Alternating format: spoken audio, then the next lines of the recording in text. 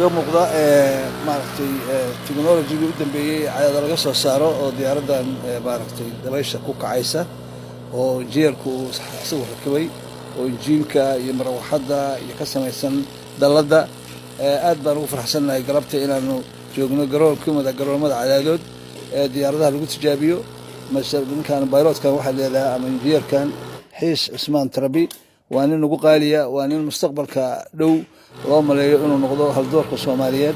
oo fuliyay waxyaalo badan oo gaadiid isagu soo saaray baabuur dhaqaajiyay baaskiil la sameeyay dadka xanuunsan oo disableka baabuur sameeyay haddana diyaaradan alifayaa nagu soo biiriya oo maaragtay raba inay maalgashadaan xataa waa u soo dhaweynaynaa wax badan baan samaynaynaa baabuurtii baa taala waxa yaala maaragtay diyaaradihii baan diyaar la nahay wixii maaragtay halays maaragtay waxay ku fiican tahay dadku inay wax fikirka isku darsadaan hal qof kaliya wax ma qaban karo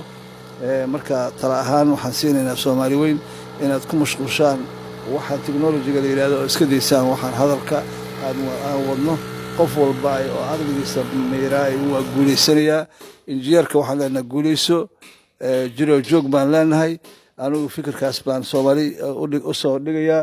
injineer xiis cismaan tarabi guuleysan leenahay